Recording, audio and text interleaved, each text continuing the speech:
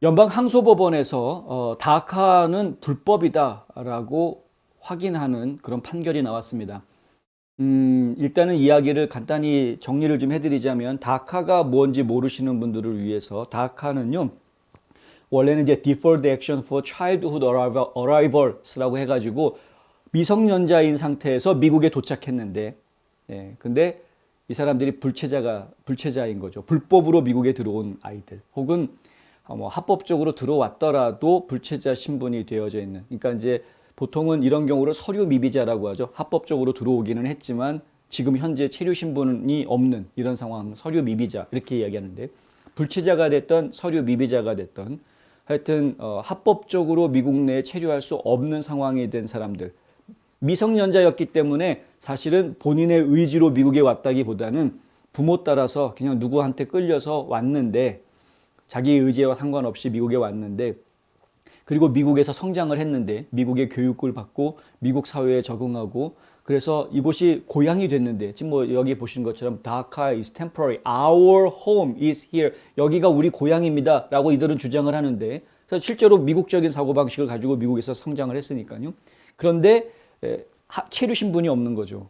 체류 신분이 없는 이런 경우를 이제 다카라고 이야기합니다. 오바마 전 대통령 때 이들에 대한 사면 계획이 추진이 됐으나 제대로 의회를 통과를 하지 못했죠. 의회에서 이들을 사면해주기 위한 법을 만들지 못한 겁니다. 보통 일명 드리머라고 이들을 부르는데요. 예. 꿈은 있으나 지금 현실이 받쳐주지 못하는 이 드리머들을 어떻게 구제해 줄 것인가 하는 게 하나의 이제 중대한 이슈가 좀 그렇게 된 지 오래됐죠. 그래서 오바마 전 대통령 같은 경우에는 의회가 법을 만들어서 통과시켜주지 못하니까 결국에는 행정명령을 내립니다. 그래서 다카의 추방유예 행정명령이 나옵니다. 이렇게 이제 미성년자일 때 미국에 불법으로 들어와서 불법 체류자가 되어져 있지만 추방 대상에서는 예외를 해주겠다라는 것이고요. 2년의 기간을 줬었죠. 그래서 2년 동안은 추방을 안 하는 것으로. 그리고 2년마다 갱신하도록 했습니다. 그래서 매번 2년이 되면은 갱신 신청을 하게 만들었고, 그렇게 해서 2년씩 더 체류할 수 있게끔 해줍니다. 뭐 어떻게 보면은 사실상의 영주권 역할 같은 기능을 하고는 있습니다. 하지만은 불안하다라는 거죠. 지금 본인들은 템포러리니까 다카라는 것 자체가 그냥 임시로 지금 체류를 허락받고 있는, 체류를 허락받는 것과 동시에 노동 허가도 받을 수가 있고 여러 가지 혜택들을 받을 수 있게끔 해놓았습니다만, 트럼프 전 대통령 같은 경우에는 이 다카는 불필요한 거다 해가지고 폐지하려고 했었죠. 하지만 이거 폐지하려고 한 움직임도 결국에는 거부당했습니다. 당시에 대법원에서 2020년 6월에 트럼프 행정부가 이 다카 프로그램을 종료하려는 결정에 대해서 반대하는 판결을 내립니다. 그러니까 이미 한번 다카는 대법원에 의해서 구제받았던 그런 상황이었습니다. 그런데 텍사스 주에서 다른 결정이 다시 나오게 됩니다.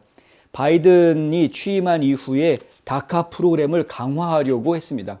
어떤 식으로 강화하려고 했냐면 2년마다 하던 것을 뭐 3년마다 하는 식으로 좀 더 여유 있게 만들어주는 방법, 그리고 현재 다카 혜택을 받고 있는 사람이 한 60만 명 정도 되는데 추가로 더 접수를 받아서 다카 혜택을 받을 수 있는 사람을 더 늘려주는 이러한 조치들을 취하려고 했었습니다.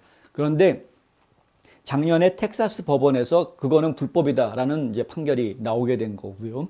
그 불법이란 판결이 나오고 나니까 항소를 했던 거였습니다. 그래서 이번에 제5 순회항소법원에서 판결이 나오게 된 것인데, 순회항소법원에서 내놓은 판결은 하급심 법원의 판결이 옳았다라는 결정을 한 겁니다. 항소법원은 이렇게 얘기하는데요. 지방법원의 훌륭한 의견은 프로그램의 근본적인 실질적인 결함을 정확하게 식별했다.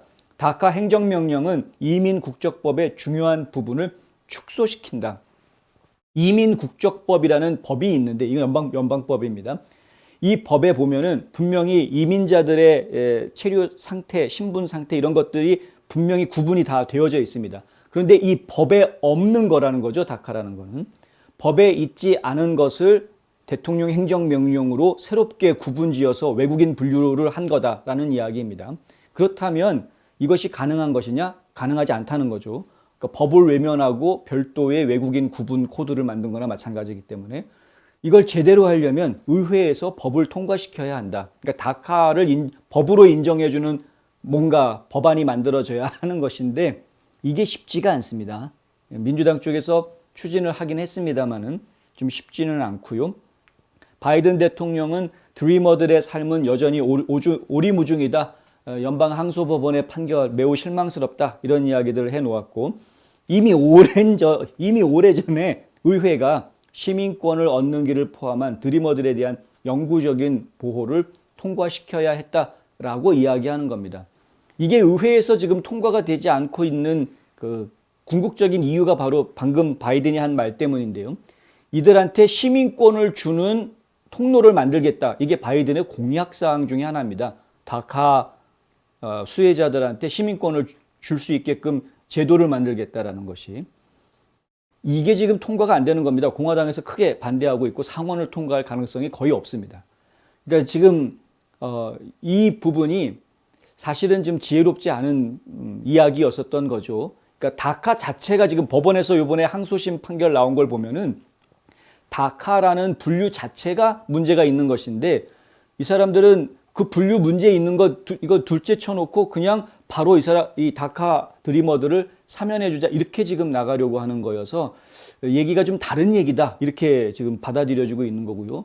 다카라는 분류를 아예 이민국적법의 하나의 분류 코드처럼 합법적인 분류로 집어넣어 주는 작업 그것만 초점을 맞췄더라면 어쩌면 법안이 통과됐을 수도 있습니다. 이미 국적법 개정안 해가지고 다카를 갖다가 하나의 분류로 정식으로 인정해 주겠다라고 하면 그러면은 이제 영주권도 몇 년 기간 지나면은 다시 갱신해야 되는 것처럼 다카에 분류된 이 드리머들은 뭐 2년이든 3년이든 일정 기간 안에 계속 갱신만 자기 체류 신분을 갱신만 하면은 미국에서 계속 합법적으로 활동할 수 있게끔 해주는 이런 식의 새로운 분류가 나오게 하면 되는 것인데 근데 그러한 것으로 만족을 안 합니다. 지금 민주당 쪽에서는 시민권 받을 수 있게 해주자 이렇게 나가고 있기 때문에 그건 안 된다 이렇게 지금 또 막히는 거죠. 그래서 좀 민주당 쪽이 사실은 좀 지혜롭지 않은 욕심을 부리고 있는 모습.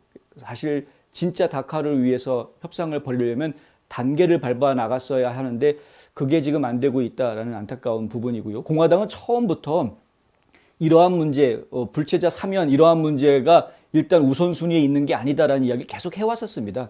그러니까 국경을 먼저 튼튼히 하고 그 다음에 내부에서 불법 체류자들에 대한 단속 문제를 확실하게 하고 그리고 나서 이민국적법을 다루고 그다음 합법적인 이민 절차를 다시 시행을 하자 이러한 순서 절차가 공화당은 이미 예전부터 그렇게 주장을 해왔던 거죠. 일을 제대로 하려면 중간에 구멍이 나거나 새는 구멍이 없게끔 일을 처리하려면 그러한 순서로 일을 진행해야 된다라고 얘기를 해왔던 거였는데 이 부분이 지금 서로 타협점이 나오지를 않아서 계속 힘들어지고 있는 것이고요. 다카 수혜를 받고 있는 사람들은 나이가 많은 사람은 벌써 나이가 40이나 된 사람도 있다고 합니다. 이게 벌써 생긴 지가 10년이 훨씬 넘었기 때문에 일단은 혜택을 받은 분들, 요번에 항소법원의 판결 내용에 보면은 현재 다카의 혜택을 받고 있는 약 60만 명 정도 되는 사람들은 계속해서 그 혜택을 받을 수 있게끔 임시로 유예를 해주는 거로 이렇게 처리를 했다고 하고요. 그리고 이것을 이제 연방 대법원으로 넘긴 상태입니다. 그러니까 최종 결정을 연방 대법원이 하게 됩니다. 다카가 합법이냐 불법이냐에 대한 것을. 이 2020년에 트럼프 대통령 때 다카 행정명령을 없애려고 했다가 그것이 연방 대법원에서 거부가 됐었는데 당시에 연방 대법원이 그거를 거부하기는 하지만 이 프로그램이 합법적이냐 아니냐에 대해서는 심리를 하지 않았기 때문에 요번에 연방 대법원에서는 결국 이 다카가 합법적인 것이냐 아니냐에 대한 심리를 하게 될 것이다. 저희가 볼 때에는 여태까지 지방법원 그리고 항소법원에서 나온 판결로 보아서는 불법적인 것이다. 이거는 합법적이지 않다라는 판결이 나올 가능성이 지금 커져 있습니다. 연방 대법원에서도 그런 판결이 나올 가능성이 커져 있고요. 그렇게 되면 이 60만 명에 대한 이미 혜택을 받아서 미국에서 미국 시민으로 살고 있는 이 60만 명에 대해서는 어떻게 할 것인가? 그리고 그 가족들, 그 친구들, 이거 다 어떻게 할 것인가? 그들이 받는 심리적인 충격이나 고통을 어떻게 할 것인가? 이런 문제들이 굉장히 큰 사회 이슈로 떠오르게 될 것으로 보입니다.